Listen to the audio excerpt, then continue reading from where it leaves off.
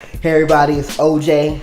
On this episode of Inside the Mind, I interview one of my good friends from the University of Arizona. Her name is Madison. She's an entertainment reporter, and she just talks about her story, how she got to where she's at right now in her life, why she does what she does. It's a great interview. She drops a whole bunch of knowledge, and check her out one time. Okay, so I'm actually an entertainment reporter. I started out as kind of news, kind of fashion, didn't really know where I wanted to go. I know I wanted my end goal to be entertainment because I love entertainment.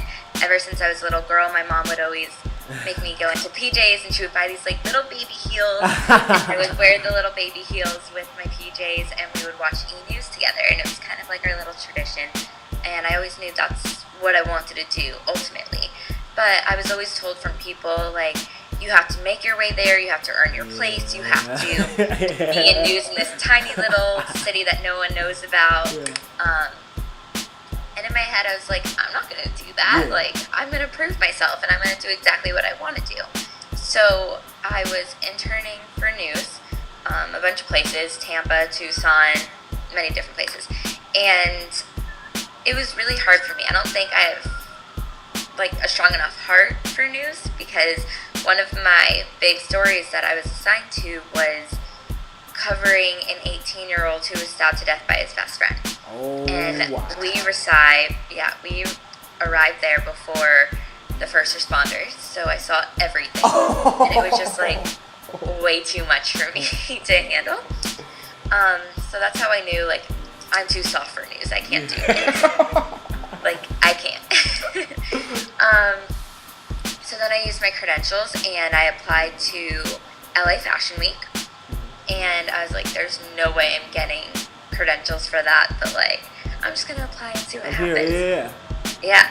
So I got it. I got the credentials. I was so excited that I didn't even think about the fact that I have credentials to work. So when I arrived there, I need to work. Yeah. And I just arrived there with nothing, and once I got there, I realized, like, what am I doing here? Like, I'm not doing this for a publication. Like, I just applied and got accepted. And I started talking to this guy who owns a fashion network, and it just so happened his reporter couldn't make it, so he trusted me and was like, do you want to be my anchor today? And I was like, yes, I do. Got you. Little does he know, this is actually my first red carpet ever. So I just pretended like I've done this before, and I knew what I was doing. And LA Fashion Magazine approached me and was like, we've been watching you all week. We would love if you could work with us. So I said yes. And that's how I got into fashion, which was my entryway into entertainment. And then I started doing a whole bunch of freelance. So as I was at school at Arizona during my junior year mostly, I would take the Amtrak to LA, and I would freelance at a bunch of different publications and red carpets and all those kind of things to get my foot in the door, get a little bit of experience. And then I started doing more internships, and one thing led to another. The next door opens. Oh my gosh. Yeah. I love this right now, because I'm just like, and the way you explained it, I feel like I was there with you every step of the way, just like, oh snap. What's your overall end goal? Like, what are you actually trying to accomplish? Do you want to stay in the entertainment industry, as far as reporting wise? You want to just report freelance? I know you're doing freelancing right now, right? Yeah, so of course I want to stay in the entertainment industry. I absolutely love it. It's a lot different than a lot of people think. A lot of people grow up and they're like, I want to be an entertainment reporter, because they see the glitz and the glam of Hollywood. They see like the entertainment reporters meeting all the celebrities, getting their hair and makeup done, being dressed in these beautiful gowns, and getting the invites to like the hottest parties. But it's so much more than that. It's so much that people don't realize. And I've done a lot of speeches with a lot of girls at Arizona in the journalism school, because they come to me and they're like, I want to do entertainment, like, I want to do what you do and stuff like that. I'm like, of course. So what have you done so far? Tell me a little bit of details and stuff like that. And I can quickly realize just by that answer whether they'll make it in the industry or not, because number one, you have to have really thick skin in the industry. If someone doesn't like your work, they'll tell you straight up, like, I hate you. and you just have to be like, okay, I understand. And it's just part of it. You have to have thick skin. On top of that, it's not that much glitz and glam. Of course, that's a part of it, and it's a great part, and it's so much fun, but it's a lot of hours. For example, I wake up at 4 a.m. every morning, and I work 12-hour days. Oh, wow. So people don't realize how much work actually goes into prepping for these interviews and researching and finding these stories before other publications find them, because it's always great to have everything on your site and to kind of rewrite the stories in your own words just so that you can post it, but nothing is like having an exclusive. That's what the end goal is to have something exclusive that drives views to your channel. So you have to really work for that and come up with creative angles and questions to tell a story in a different way. So it's also having a passion for storytelling. You have to really care about the story, care about the person. One time, so last summer I was interning for Conan, and this is something that he just randomly said to me. He probably has no memory of it because it was something that was so just casual that he said, but we're talking about actors, and he was like, well, I'm an actor, and Andy was sitting next to me, and Andy, his sidekick, was like, no, you're not, you're just like a television host that just happens to be funny.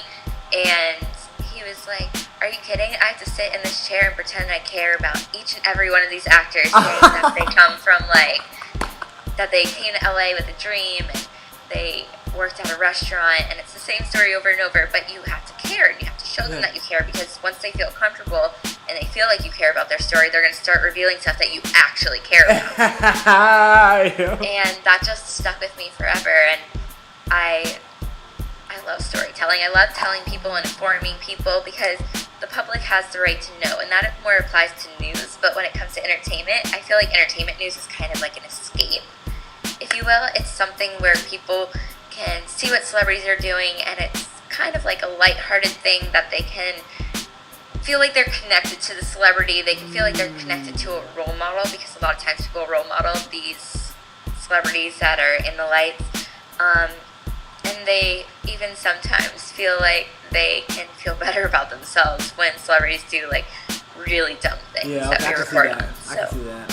What, because I know, as you're saying right now, I know it's extremely hard, waking up early, putting in the work, especially putting in the grind, effort, and going through all those internships to get to where you're at right now. That's not a lot of people do that. But what drives you to be doing this, even though it's hard? My love for it. I just have a love and passion for it. I've wanted to do it since I was so little. I can't even tell you an age because I was so little.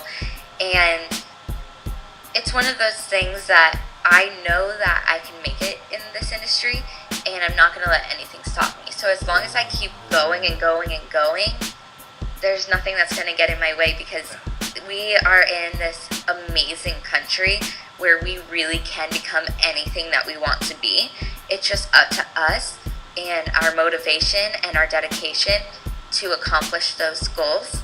And a lot of times people will be like, well, what's your or at what point do you think that you're successful? And I think that's the most interesting question, because I see success and I view success much different than everybody else. The true definition of success, I guess, is accomplishing someone's aim or purpose and striving for a personal strategy, I guess, of living your life of passion and purpose and productivity and love and happiness. But I think the true definition of success is love and happiness, because a lot of people go to school and they major in business. And I'm just using business as an example. I'm sure some people do love business. But they major in business, and they do that because they think it's going to make them a lot of money. And once they have a lot of money, that's when they'll be happy, and that's when they will view themselves as successful. But I think that if you major and you work towards a career that is something that you love, I wake up at 4 a.m. every morning thinking it's noon, because I'm so excited to get to work. And it's a passion. So when you work towards a passion, you're working towards something that you love, it turns into something that isn't work, and all of a sudden you're producing this great content, and you become successful that way, and you make a lot of money that way. But you're waking up and doing something that you love every day, rather than waking up and doing something that you feel like you have to do in order to make money, in order to be happy. You hit the nail right on the coffin with that statement right there. Like, the mindset, I can really tell the way you're thinking and the way you're putting in the work, that your mindset's way ahead of the game. If you be consistent with what you're doing 100%, and I'm watching too, I'll be on you, I'll let you know 100%, but 100%, as long as you stay consistent and stay patient with the process, I already know what's going to happen for you, because you put in the work. I'm hearing what you're saying, and oh my God, you got me all inspired right now. I'm about to go out and make stuff happen.